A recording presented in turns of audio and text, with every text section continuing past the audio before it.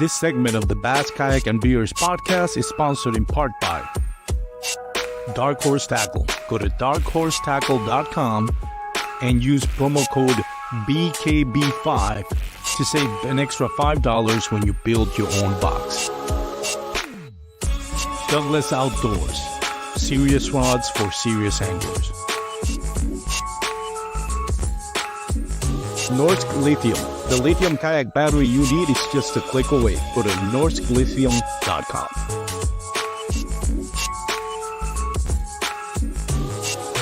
Catch Outdoors, the official measuring board for all 3 national trails. Go to catchoutdoors.com and use promo code BKB5 to save 5% on your next online purchase.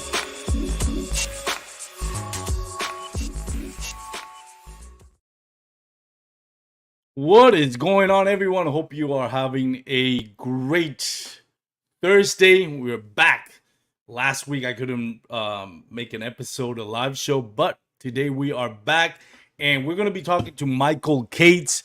He won the North Texas Kayak Championship at Lake Tawakonia. I got to fish that tournament, and I did not do as well as he did, but nevertheless, I enjoyed my experience fishing that lake. It was my first time at that lake, and to watch Michael win the tournament is always a pleasure. I've mentioned this on my social media post and on my podcast before. Michael is one of my favorite people when it comes to sharing water. He's just a great dude, a great person. One of the OGs when it comes to kayak bass fishing here in Texas. He's done it for years.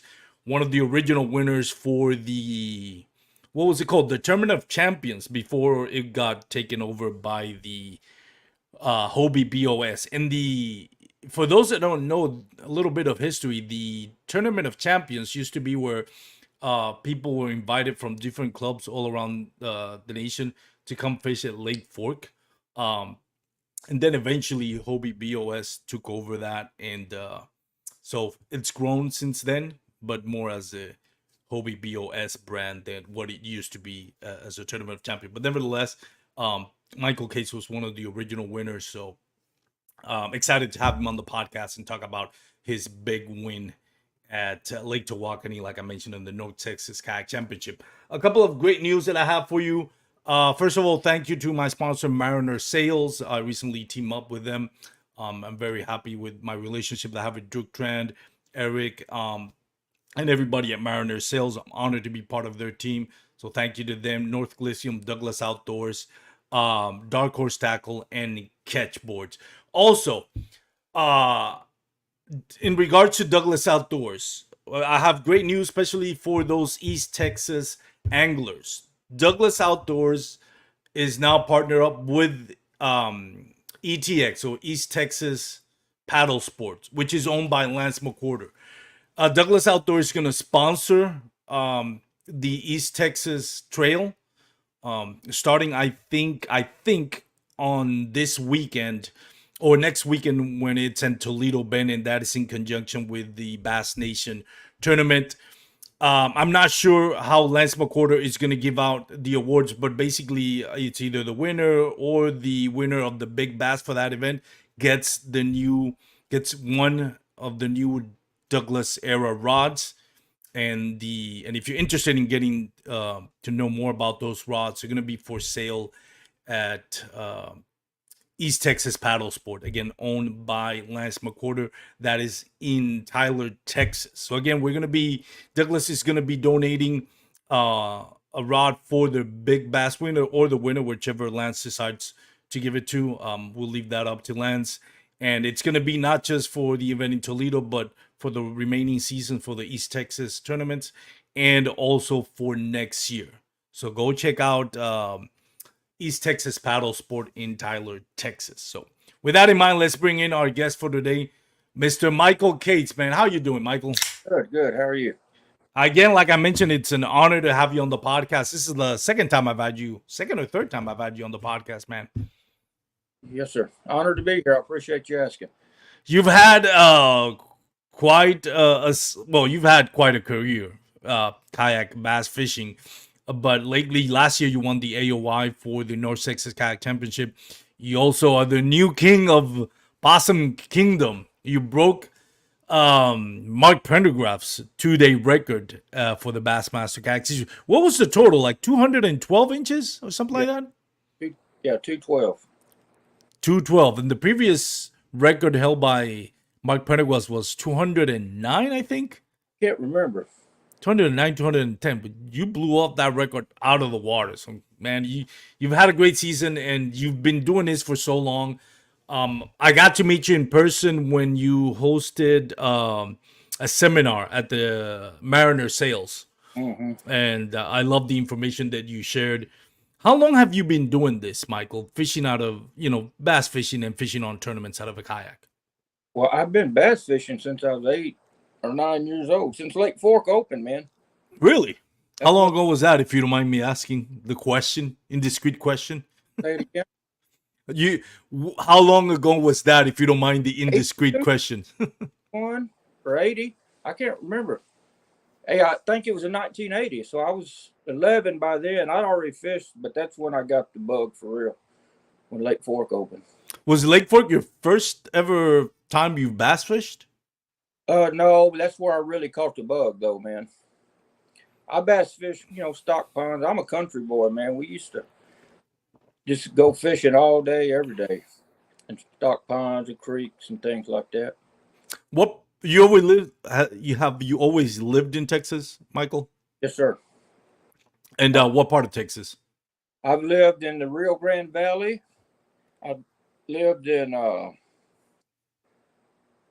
the DFW Metroplex a great majority of the time, but I lived quite a few years down South Texas too. What's your favorite region you think that holds big bass? Since you have all this knowledge, East Texas, hands down. right? Yeah, hands down, man. Is it just because it's easy? Is it because it's just grassy lakes? Because you see OHIV, they pulled those Hmm. record bass that you typically don't see in East Texas. Is Right. it just that the grassier lakes makes it a little bit more not, I wouldn't say easier to catch, but uh you know easier to process what you're going to be doing, just because it's basically just look for grass. Well, that's part of it. And I think there's more fish because when the fish spawns and there's some grass for the fry to hide in, they live. More Yeah. percentage lives. Take Tawakonia, for example. There's no that water fluctuates. It might be 2 feet low, and all that grass won't even be in the water, and those little bass get eaten. The sand bass eat them. Yeah. Yeah, it was funny now that you mentioned that. I was waiting for lines for first cast. And as I'm waiting, and it's right at the time where, first cast, I can see all the white, the, like a massive school of white bass just cornering this huge bowl of bait fish right on the corner. But it was like deep into brush. And I knew it was white bass, but every now and then, my experience, there's always one or two largemouth bass that kind of mix in with that school, and you usually get them like below that school of white bass. In my opinion, they'll get like those um bait fish that kind of break out of the bank. Mm-hmm. But I mean, I kept casting in there and trying to skip, and I kept getting hung up and hung up. That's the most frustrated you could ever be when you see that top water bite and you're trying to catch them, and all you're doing is just getting hung up and hung up, and you're like, my God, this is like the worst feeling ever. Treble hooks and bushes don't mix, man. Yeah, and I was actually throwing. What I should have done? I should have done a Texas rig, but I was throwing the Big Joshy on a football jig head. Oh So yeah. it's not a Texas rig. So I kept getting it hung up and hung up and hung up. Yeah. But let's talk a little bit about Tawakonia, the tournament that you just won for the next Texas Kayak Championship. Before we do that, shout out to everybody that's commenting. If you have any questions, whether it's on YouTube, Facebook, or Instagram, put it in the comment section. First of all, Wolf of Walmart, Dave Erkey says, I be here, but in what is it? I'm in some nasty slowed swamp thing on a frog bite. Oh, good luck, man. And I also got Team Sear. Wow, that cool, great little shop. Yes, it is. Talking about the East Texas paddle sport.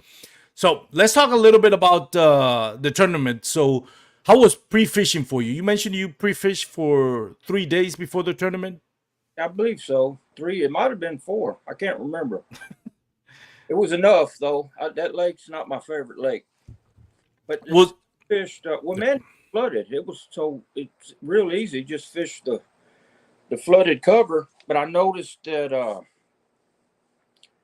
I didn't do that good in the bushes at all compared to the grass. The grass was keen. It was water willow, and there was some yeah. alligator grass, and the alligator grass was a little bit better, but it was shallower where I was. I just noticed it seems like you should be able to catch them. There's a million bushes, but I couldn't catch very few out of the bushes. It had to be the grass. So then the next day, I went to find all the grass I could find that had, a foot and a half or 2 foot of water on it.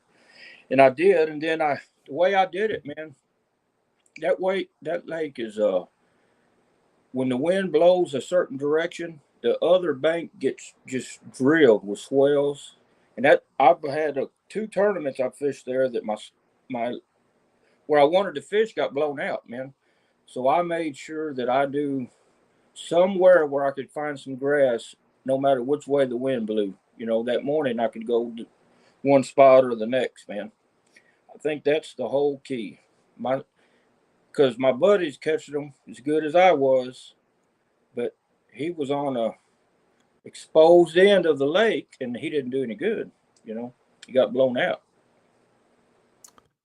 So you think that I've always heard like if you get blown in, um banks are better because the bait fish are kind of literally blown into that bank.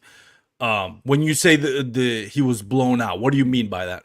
That lake, man, let's just say the wind was out of the southwest that day.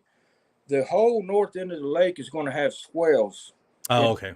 in 2 feet of water, and you have a foot and a half swell, it turns it up. It just Oh, okay. turns up for miles and miles.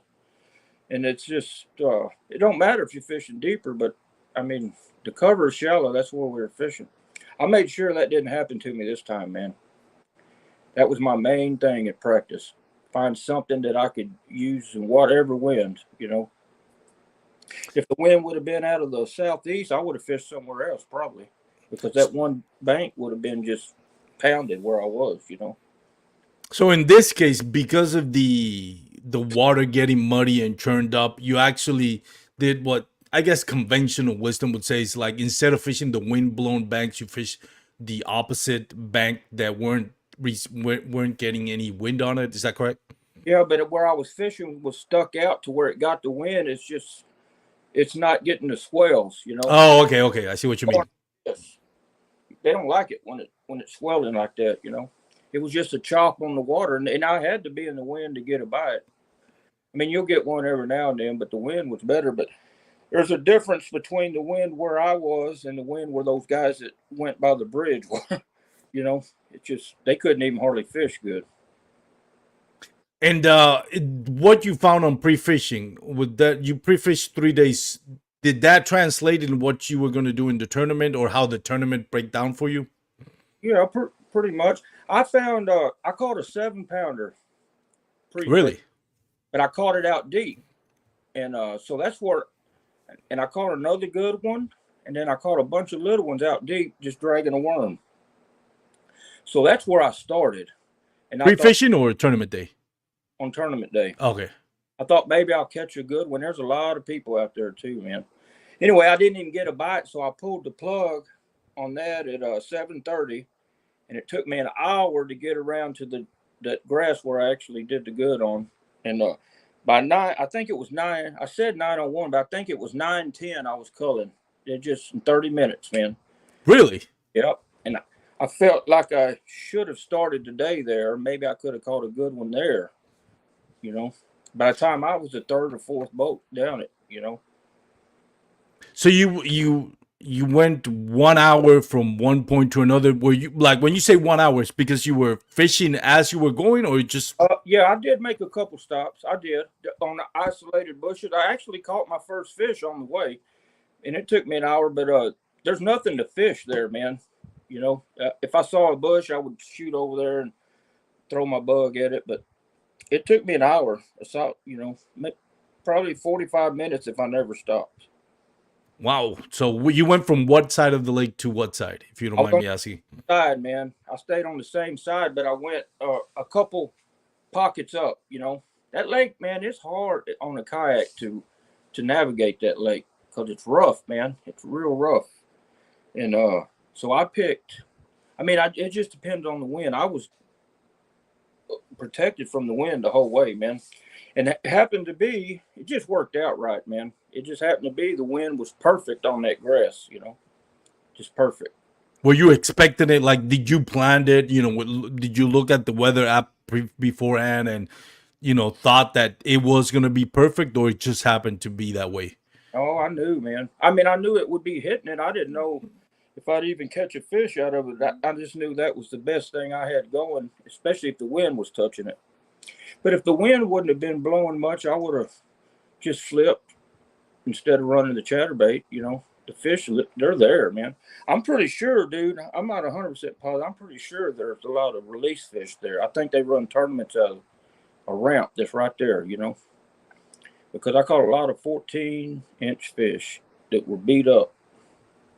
Yeah, that's kind of like a tall tale sign of that's a relief fish. When you get a lot of them, then usually are just like have scars everywhere, kind of like weird scars. Not like your typical like catfish bite scars, but just more like long or dented scars.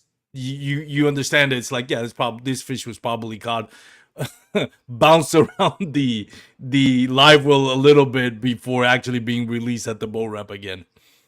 I think that's what was going on because there's just too many fish in this one little pocket to be natural. It was too many. It was an embarrassment of riches. But they weren't really big fish, right? There was just a bunch of like 14, 15 inches from what I'm gathering from the results. I caught a 6-inch bass. I mean, just lots and lots of fish, man.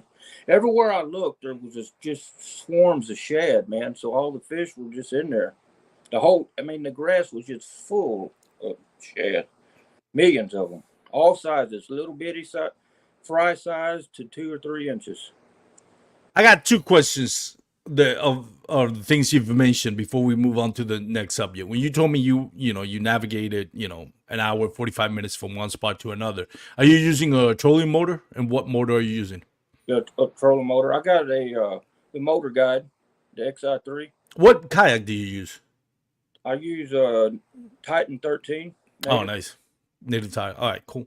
And so it's a bow mount. No, it's actually through the drive hole. It's kind of unique, man. Is that like a DUI or? Yeah. Not DUI, TYI, not DUI. Sorry. Yeah, I did. DIY. I made it, fit.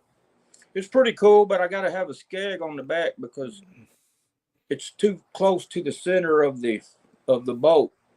So I have to have a skeg to hold the back, but it works out great, man. How did you came up with that idea? Well, I don't know. Native they have a deal where they can put a trolling motor through their drive hole. Well, I took that mount and I, cut the shaft and turned the trolling motor 180 degrees on itself, and it fits in there and it's good to go, man. That's pretty awesome.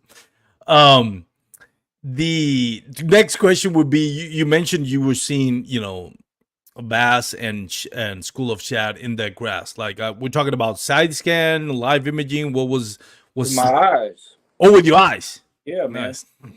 Millions of them, millions. Yeah, that's what I noticed too. Where I was fishing, and I mean everywhere. I didn't move that much. I went from like probably a mile from where I launched and fished all the way back to the boat ramp. but every single square inch was just, I mean, played by shad or by baitfish. I have not seen that many baitfish. Oh man. I mean, it was just like literally a mile of baitfish, and it was either, I mean, it was in the offshore points, it was in the deep pockets, it was in the flooded brush. I'm like, there is baitfish everywhere here. It might be why they don't bite that good, man. Exactly, it's one of those um tropes that they say when there's such a thing as too much baitfish, right? Like if a bass has all this, like you mentioned, embarrassment of riches where he can eat from, why would it target your bait?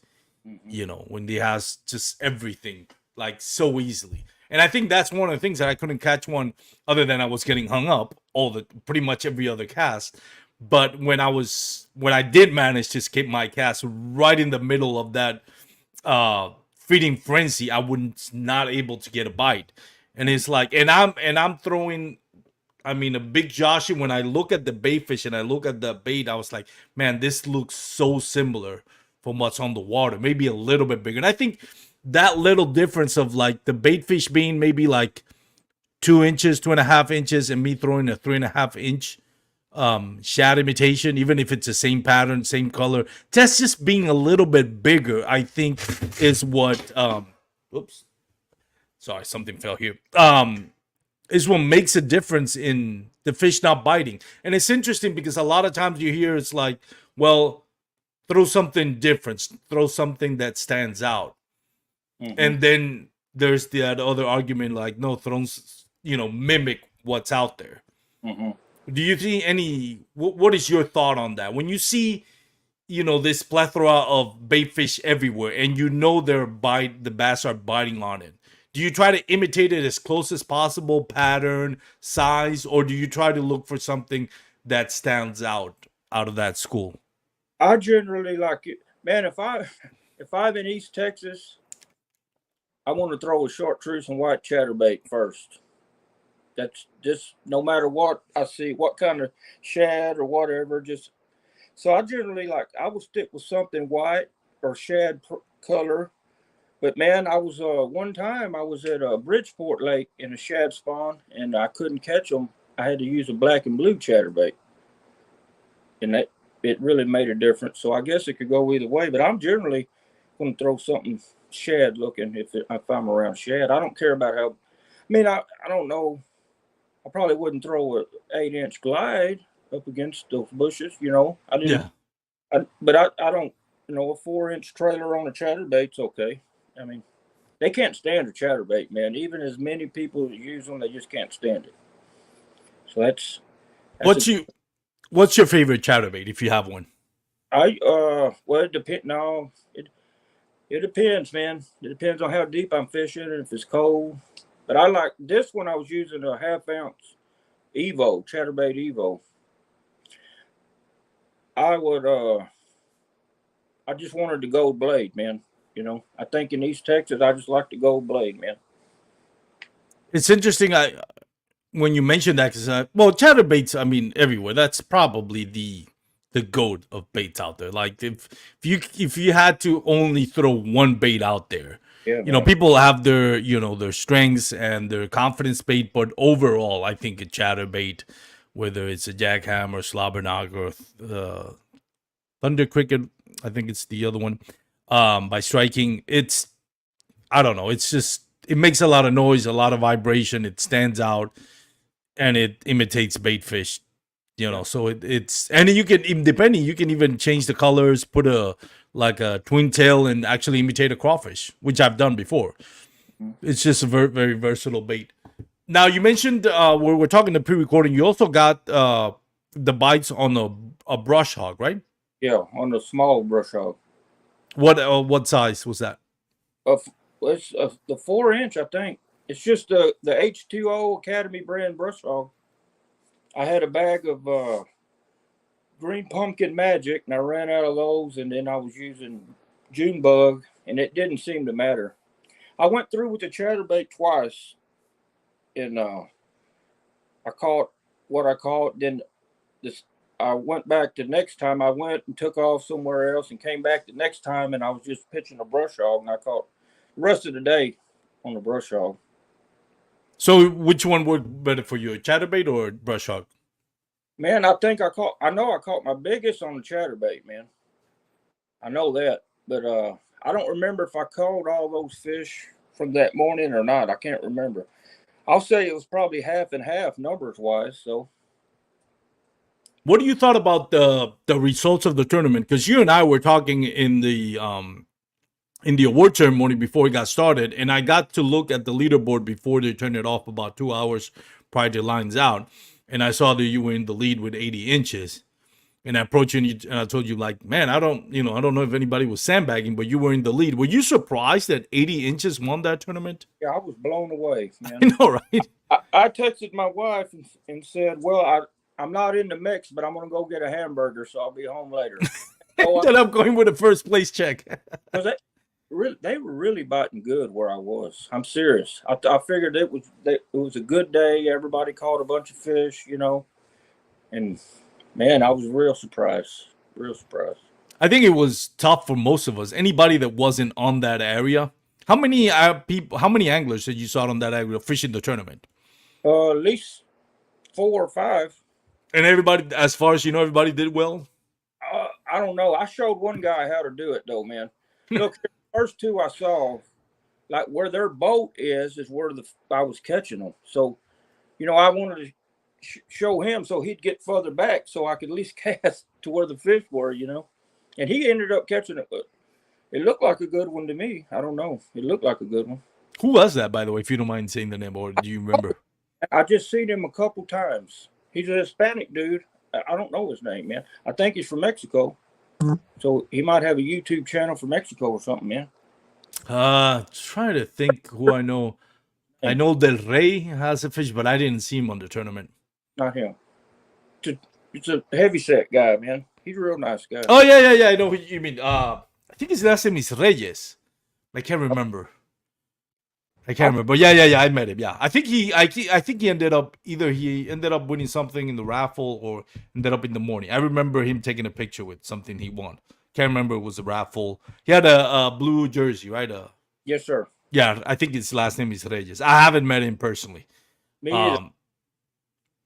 It was an interesting lake, in an interesting tournament. I think the ones that caught him, they weren't blown away by the quality of the fish. Like, we didn't have the 90 plus 100 inches, but you mentioned to me you caught what, around 20 fish that day? Oh, 20. Solid 20. I didn't count them all, but it was a bunch, man. I never slowed up once it started, man. I mean, I might go 15 minutes without a bite, but there was just a lot of fish in there. They were just little, I know there's big ones, and I just couldn't figure out how to do it, how to catch them, It's interesting. We were talking before we got hit the live button, but this Lake Tawakonia is so close to Lake Fork, and it's like 80 inches in Lake Fork. Even on the worst day, it's not gonna get you in the money. It may not even get you in the top 20. No. But on this lake, 80 inches actually won the tournament, which is hilarious. The funny thing is, it's so close to Lake Fork. That's why I'd never been to Tawakonia until a couple of years ago. I keep driving 30 more minutes, man. But the first year we had a tournament there, man, I did pretty good. I was very surprised over there. I was fishing in Duck Creek and all the docks out there, and there was a shad spawn going on. And I did pretty good, man. 90, 93 inches, pretty easy. And so I don't know where all those fish went in 3 years. I can't, I just don't get it. It's interesting because I wanted to fish Duck Creek. Was it Duck Creek? I can't remember where it was, but I had never fished a tournament, that lake, and I didn't get a chance to pre-fish. And then the day before the tournament, I found out that a bunch of the places, especially the ones that I had kind of researched through Google Maps, either the ramp was closed or the road leading up to that ramp was flooded, so it was closed. So I had to call Peter Hauser from My Chaotic Fishing and get some, because I know he was pre-fishing it hard. I'm like, dude, don't tell me where you caught it. Just tell me where I can launch at. It's just well, probably the safest place it's going to be open is the state park, um, for Tawakonia, and that's where I ended up going. But a lot of the stuff that I wanted to fish, at least looking through Google, and God knows if it would have worked out or not, probably would have ended up with around the same result that I got. But I mean, it was either flooded or closed. So, did you experience that? Were you like affected by that? That as far as your choices, where you really wanted to fish, where you ended up fishing? Yeah, I did. It worked out perfect, man. Couldn't have worked out any better. I called the SRA to make sure the road was going to be open on Friday, and they said they didn't shut it. So everything worked out fine. Perfect. If the wind would have been the other way, I would have been on the other side, and there's a million miles of grass over there. It just worked out all right, man. Nice. Is this the? I know you've mentioned you fished this lake before for tournaments. 80 inches. It's kind of like an interesting number to catch to win a check and to win first place. Um, is this your first win at Lake Tawakonia? And if not, any of the other times that you fished it before, did you get more than 80 inches? I don't. I haven't weighed a limit at Tawakonia before. The last two tournaments I fished, I was on the wrong side of the wind, man. That's why I paid attention. Yeah. It was, it's Trial by error. like Sorry. fishing chocolate milk, man. So I learned, man. I to the extent I could, I took all that into account. One of the things that I wanted to talk to you about, and actually I think it's watching on Instagram. You and Matt Scotch are pretty much, it's by now it's a two horse race for the AOY. You're defending your title. You won AOY last year. I remember telling you on the award ceremony, because I think Matt Scotch got second place on that one, and I was telling you, so like, well, Matt Scotch probably has this locked up, right? Like the AOY, and you're like, nah. you weren't ready to give up that title just yet. Oh, this is when I start fishing better, man. When it gets hot. Do you relish we all get along and we all want each of the anglers to succeed and we always look out for each other and all that, but there's at the end of the day, it is a tournament, it is competitive. Do you relish that rivalry, knowing that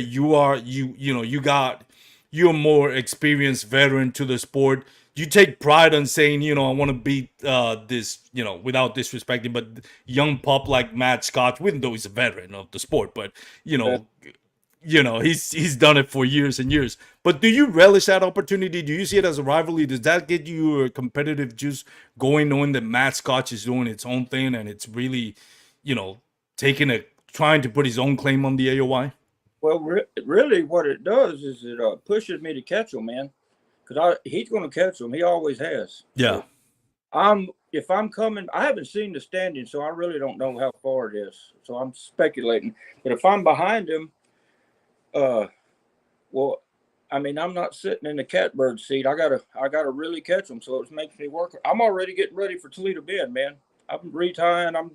I'm doing all my stuff I can to be ready. You're both competing for the North Texas Kayak Championship and the Bass Nation, right? The inaugural season for the Bass Nation. Sure. So you pretty much both fishing that one. I actually got Matt Scotch commenting on Instagram right now saying, "What's up, fellas?" How bad do you want to defend your title for the AOY for the North Texas? I'd like to. I don't really look at it like that until the end. I just look at it like I'm in a tournament and I got to catch everything I can. So I put every odd that I can control in my favor. That's the way I look at it. I take care of everything, and then God decides what fish swims where and who hooks what. That's the way I look at it. Yeah, it's always interesting, with bass fishing, because you can be the most athletic, the most experienced, or the strongest, the fastest, and it really doesn't mean all that much until like kind of like it all kind of comes together, right? Yep. There's no other than experience and knowledge on the water that you're fishing. There's not a lot more other advantages that you have. I don't think so. I think experience is the main thing, though, man. I just I mean, I like fishing in the summer. I like East Texas, and that's where we've been. So I'm at home with it, man. Those rock lakes give me fits, like all the Colorado River lakes and all that. They give me a hard time. But East Texas, man. I'll take my chances. Let's see what happens. What is it about West Texas or those types of lakes that you don't like? I The just lack of grass? I like them fine. Yeah, no grass for one thing, right? But I like them just fine. I've never really figured, especially in the summertime. When the fish aren't on the bank, I've never really figured out how to do it, man. I haven't been down there that much, but I've tried enough. I don't know. I just don't do it well, man. What is it? What do you think is your biggest your biggest or advantage as far as whether it's season, types of lakes, or water clarity, or type of bite that's active at that time? What do you think is your biggest strength? Right now, this is cranking, and dragging a worm. That's probably finding them out deep offshore. That's probably my. But look, man, I've lost a lot of kayak tournaments doing that because you don't always catch them. Yeah. I can't. Like you can't never count on one spot. So it's hard in a kayak to cover enough different spots to make it work. But when it works, man, it's awesome. When it works, it's good. That's my favorite way. Or I like getting in grass too, just as good. Deep grass is good for me. Yeah, I remember I think it was Lake Athens. I've had you on the podcast for that win at Lake Athens. Thought it was interesting. You found like you think of Athens, it's like everywhere's grass. There's not a spot on that lake where there's not grass. But you found, like, if I remember correctly, you found like a little spot where the grass was just different, and it was a deep grass, and I think you ended up catching it. It wasn't a drop shot. You were doing it, I think, on a ribbon tail worm. Yeah, no, I was flipping. Grass. Yeah, it's just a little indention, man. I called 3 times in the last hour off of it, though. That's amazing. Yeah, it works out sometimes, man. But you know what? You don't ever get me on the podcast when it don't work out. I'll be saying soon, man. Nobody wants to understand. We need to do more of like those type of shows. Is like, okay, here's what you don't do on this tournament. Like, bring everybody that skunk on the tournament. Okay, what you did so when nobody else ever has to go through that. Mm-hmm. That'll probably be an interesting one. That might be something we look in the future. What was that again? I'm sorry, I cut you off. Angle to look at, man. Yeah, it is. I can do. I mean, every single tournament I fish, I can probably go live and say, okay, don't do this because it doesn't work. My thing on this tournament was I did, again, with no pre-fishing experience, never fished there before, and the lake being so high, I just went, I figured, okay, well, let's just target brush on offshore points. Mm-hmm. Yeah, man, that's what I would have done too. The thing is, man, you can go a mile and not catch much on that lake, man. It's just believe me, I flipped thousands and thousands of bushes before I got to where I was wanting to fish for the tournament, thousands. They're not everywhere. They should be, right? There's bushes everywhere, but the fish aren't, man. I think it's just it has so much room to now they have all this room they can venture with and explore, and just they get spread out. I think I got 2 bites which I really enjoyed, and one of the things that I've started doing is, like, when I see like brush piles like that, or flooded timber or flooded brush, I like to skip like the Zoom horny toads, and just work it as on a spinning reel or a spinning setup, and just because it's easier, like especially when it's that lightweight, to just skip it under flooded brush and just crank it like a top water, like I would do like a buzz bait. Hmm? And I got a couple of bites out of it, and they're actually really fun to catch them that way. Yeah, it's awesome. Catch Uh, yeah. yeah, you feel like even a 2 pounder feels like a 10 pounder on a setup like that. Yeah, it's awesome. I caught something like that in practice, man. On the buzz bait, I caught some on the toad, but I did real good on the Zara spook in practice, out in deep out there on the lake, away from the bushes. But that's what I started off in the morning on the tournament day. But I could not. There just wasn't nothing going on, man. I don't know what happened. Yeah, it was definitely an interesting tournament. Just judging by the total, 80 inches winning the tournament, Yeah, I think it caught everybody by surprise. It was that tough. yeah, that's rough, man. That's a rough day right there. Yeah, especially in Texas. Yeah, But nevertheless, it was fun. What's your next tournament? Toledo Bend. Oh, by the way, I wanted to go back on something you said. You said Rocky Lakes, you don't do good on them, but I have to remind you, Possum Kingdom. That's a no grass lake, right? Yeah, it's a rock lake. That's your best. That's Yeah. your best tournament, isn't it? But where I was fishing, man, it was different.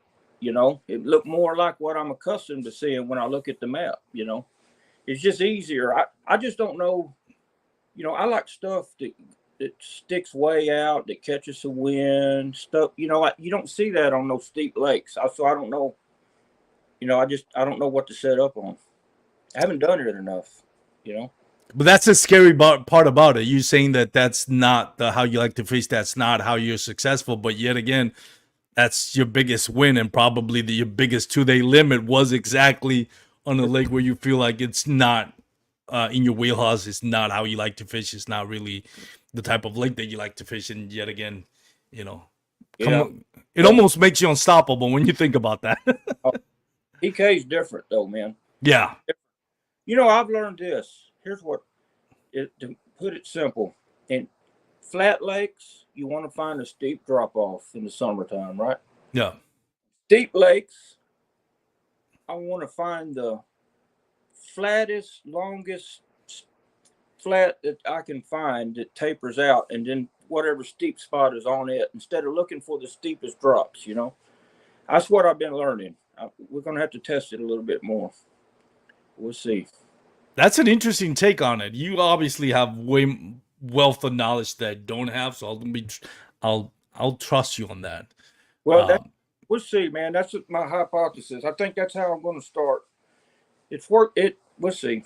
I might be up the wrong tree, But you know what? That's one of the things I think when I look back at your career, Michael, you've had so much success and you've done it for so many years.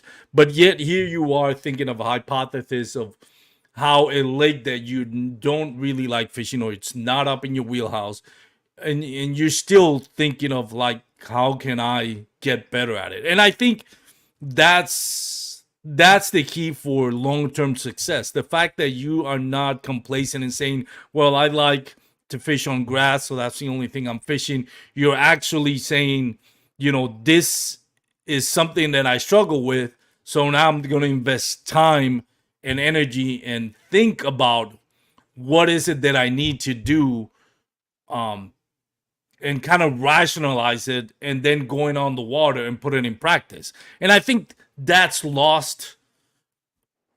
I don't want to say it's a generational thing, because I wouldn't want to put like, oh well, it's new generation versus old school versus new school.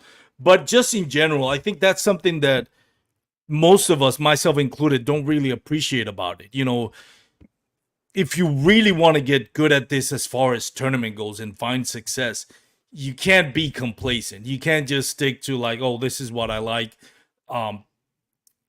I've always thought of this as, and again, I may be naive on this, but I don't want something to be like, oh, this is my confident bait, or this is my confident condition to fish.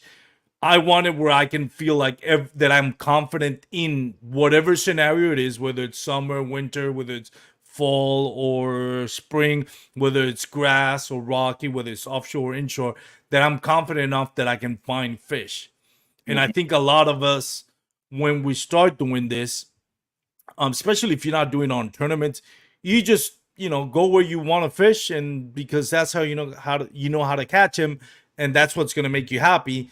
But you're not challenging yourself. And I think once you venture into the tournament side of things, yeah, you can do it just for fun every once in a while. But when you're competing like yourself, Matt Scotch, who's done it for years, and it's found success at every single level of this sport, that's something that it's like you never get bored with the details. You never get bored with the learning. You never get bored by challenging yourself, even though you might struggle in a tournament when you're used to winning checks.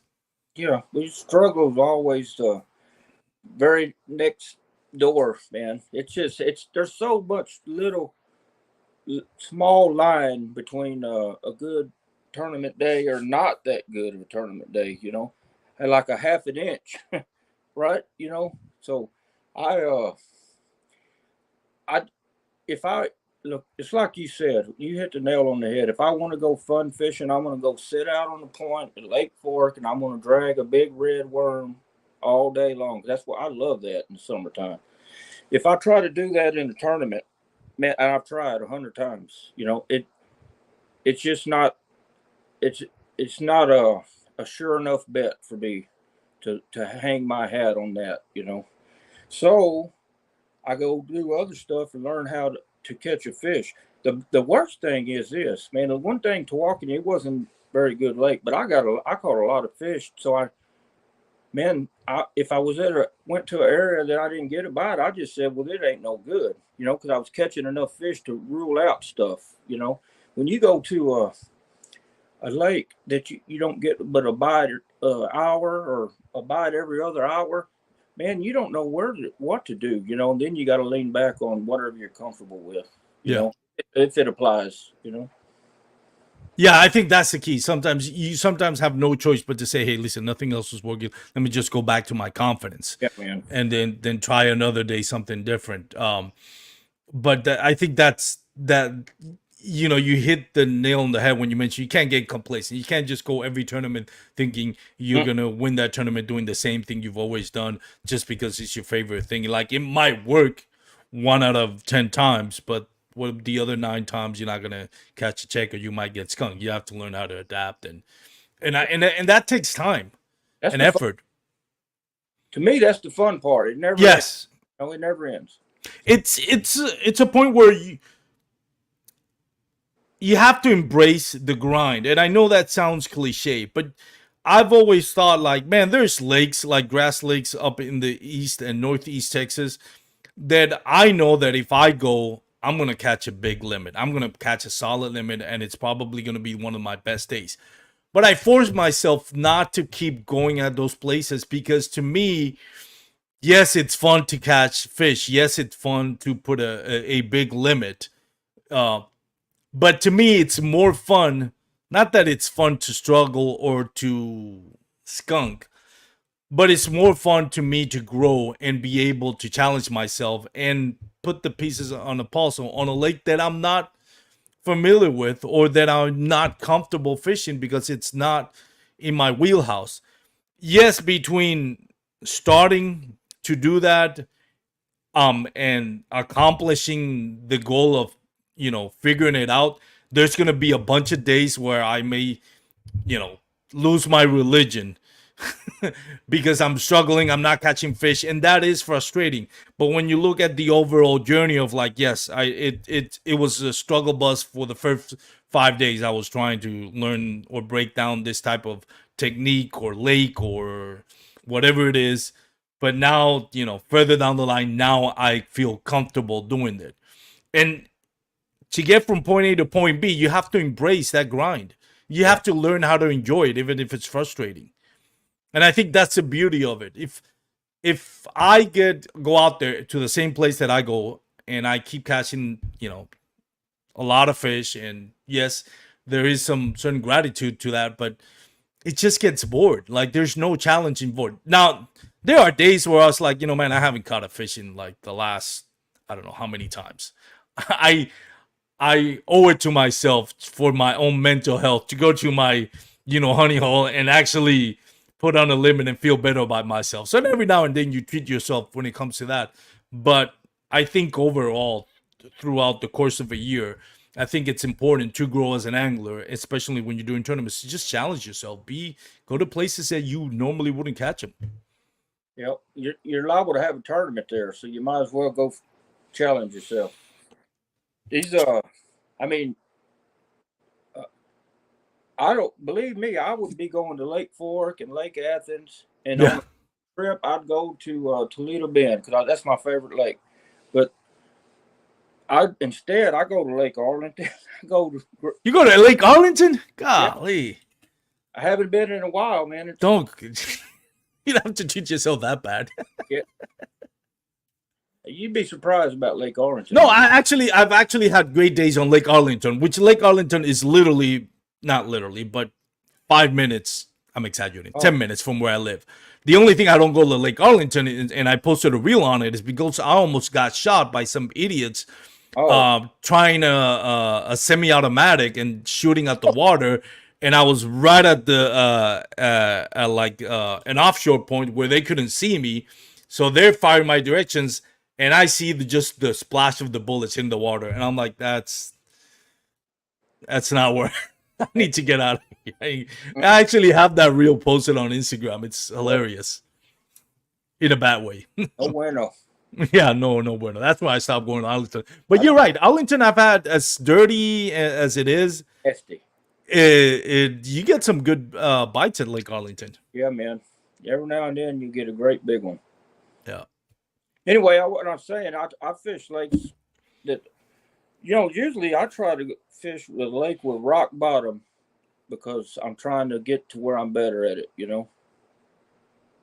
I'm comfortable in sand and grass. This is the rock, man. I'm talking about the deep. Try to figure out the deep bite on the rock lake, man. What lakes do you go practice for that, or you try to? Whitney. That's a tough lake. Golly, that's a tough lake. PK's good, man. It's PK's. I think maybe, man. I mean, it's hard to beat that lake right now. Oh yeah, no, Possum Kingdom. I think it's do anything out deep. That's a good lake to go fight because they'll bite if you find them. Yeah, and they're big bites. Like I think that's what killed me on the latest tournament of Bass Nation or Bassmaster Kayak Series on PK is that I put so much. I did like you did.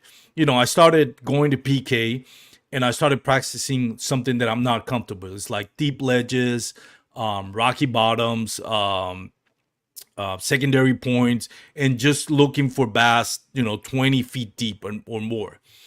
And I found some spots and I got really comfortable at it. But then the tournament came and it came at that point where it was like some of them were spawning, although others were pre-spawning, and I could not find a bite, an offshore or a deep bite anywhere. Turns out all of them were shallow. I didn't find a bite anywhere that last tournament, man. They were spawning. I didn't do work. Man, I spent I want to say 4 or 5 days pre-fishing, man, and I just never could get nothing. I tried everything I know, everywhere I know. I just couldn't. They were all up against the bank, and I couldn't get them to bite. A lot of people did, though. It was a good tournament. It was. I thought it was eye-opening that Possum Kingdom, it only had one Texas angler on the top 10. I think it was Jeff Isham, if I remember correctly. It's always up there, man. Yeah. But I was like, yeah, this shows you how bad it was for Texas. Like, none of us could figure it out, other than Jeff Isham. None of us can figure it out. Like, everybody. Yeah. Oh, man, it's weird. I don't know. You go right now, and it's the opposite. It's good. Yeah. It's unbelievable. That goes to my point. Like I started going to Possum Kingdom because it was so hard for me to catch fish in those type of lakes, and I got good enough at it where now I purposely don't go to Possum Kingdom for now, unless I have a tournament that I need to practice for, just so I won't get stagnant on on one set of circumstances, and then which I might have once a year, but then you know the next, I don't know, 5-6 tournaments in the year are going to be in grassy lakes, are going to be somewhere where there's no Possum Kingdom. And you have to, like we mentioned before, you have to kind of like divert a little bit. You have to be like a Swiss Army knife. So that's goes back to what I was saying. I mean, I struggle so much in Possum Kingdom, and now the satisfaction to know that I can go out in Possum Kingdom and put a good limit. Now it's moving on to the next thing. What is the next thing that I need to get better on? Mm-hmm. Well, you can only work on, effectively. You can only be effective working on things that apply to that particular season. Exactly. Number one, right? So this is the best time if you want to learn how to fish deep. The June is the very best month for that, man. And then that's just how I like fishing. But like every time I come to a tournament, man, I want to be able to catch them some other way than out deep, because that I get. Man, I can't tell you how many hours I've spent out there floating around, and then the time it's time to go to the weigh-in. I caught 3 fish, So I always look for something that's a little more reliable, If it's grass, it's kind of easy, man. But I'm talking about on, it's kind of easy. You see all these bushes at Lake Tawakonia right now. They got 3 feet of water in them. They look, but they ain't great, man. The grass was the flooded water willow that had a couple feet of water on it was good. Yeah, I learned that the hard way on this one. Yeah. I look for stuff like that, though. That's what I do. I'd caught a 7-pounder out deep, man. But that was on pre-fishing, right? Yeah.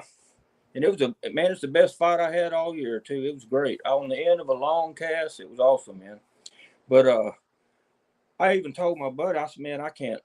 There's no way I'm going to be able to do that on Saturday. It don't work like that on Saturday. Yeah. Still went to start out there, just because, I might get lucky. Those are the things you got to fight, man. Stuff like that, It just burned me so many times, and it'll probably burn me again, man.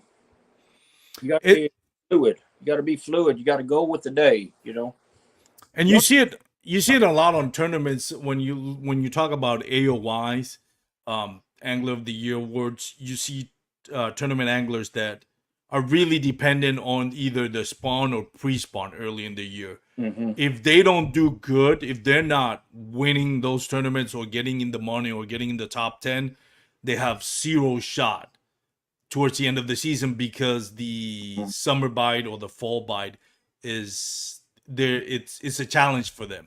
Mm-hmm. And then there's anglers. Cody Milton comes to mind. Now Cody Milton's a great all-around angler, but to me, before kind of Cody Milton has taken a sabbatical from bass fishing, but before that, I've had Cody Milton on the podcast, and we kind of talked about it a little bit, and he kind of alluded to him like he really needs that spawning season. He really needs to kill it. He really needs to get top 10, top 5 finishes for him to give himself a shot at the AOY. And then the anglers that are struggle at the beginning of the season, but towards the end of the season, you see them kind of like, all right, move up, because now the change in season has, it's more towards what they're good at. Yeah. See if I got a message. Yeah. Well, look, I'm the opposite. I generally do better once the spawn's over. As it starts getting hot, man. That's when I generally do better. I don't generally do good just going down a bank and not knowing, where I might catch a big one, just hoping to catch enough to catch a big one, I don't do as well in those tournaments, man. I do better when I can fish something specific, Are you more of a, so that kind of answers the question, but I'll still ask it. Are you more of a run and gun, try to cover as much ground as possible, or are you more of a let's break this spot down and get the most out of it? Well, yeah, I'm in a kayak, so I'm not covering too much ground, but I try to find, man, it's like, I don't know, I can tell you the other day, man, there was I'm going to guess a 50-yard stretch of grass that I would go cover that, and then I'd go to the next one that was around the corner, and I cover water like that. But when I'm at the spot, man, I try to figure out a spot, area, or whatever it is. I try to figure it out real good because there's usually something different that's a sweet spot if there's a lot of fish around. Something a little bit one cast to be better than the next cast, Yeah. Find that. And when you find that, man, that's when it's good, Yeah, that sense of accomplishment of like, all right, I figured it out. There's nothing better than that, in my opinion. Just sense of like you found out, you figured it out. Yeah, we're just talking about the good side. All those other times I try, you never find it, man. You can't get a bite. You don't know what. Those are the frustrating ones, the ones that humble you. Yeah, man. But you have to let that keep you hungry for more. Yeah, fishing's fun anyway. It's fun I'm blessed. I'm grateful to God Almighty that I can even fish. So fishing's fun. I don't let it ruin my love for fishing. Now, man, sometimes, in a tournament setting, sometimes I think maybe somebody's too close to me or whatever, but man, I don't let it get to. I'm out there. Fishing's fun, man. Yeah. I don't let none of that get to me, man. Yeah, you can't let that. I have past, I'm saying, but as a broad rule, I don't let all that get to me, man. Yeah, no, I get what you're saying. All right, Michael, I've had you for an hour, so I really appreciate your time. So, anybody that you want to thank before I let you go? Oh, I just like to thank God Almighty, man. This is amen. Pretty cool to be sitting here, being able to at this time, this day and age, be able to talk fishing with all of our stuff, man. I'm just real grateful for everything He's given me. Man, I appreciate you taking the time. We need to figure out a way where you can not on a tournament setting, but go fun fishing somewhere, man. Yeah, man, holler. Meet up. All you got to do is holler. All right, I will. All right, man. Have a good evening. Michael, I'll let you go. Thank you so much for taking the time. For those out there watching or listening to a podcast, remember, we're your PFDs. And again, sign up for the East Texas Trail in conjunction with the Bass Nation, Texas Bass Nation Trail. It's going to be in Toledo Bend. I think it's June 22nd. That weekend, at least, this weekend of the 21, 21st, 22nd, 23rd. Again, East Texas Paddle Sports is going to be donating a Douglas rods for the winner, or the big bass winner, whichever Lance decides to, for the East Texas Trail. So you have to be signed up for the East Texas Trail to win the rod. And also those rods are going to be now for sale at East Texas Paddle Sport. Go check it out down in Tyler, Texas. Thank you so much for watching and listening. Have a great day, everyone. Peace out.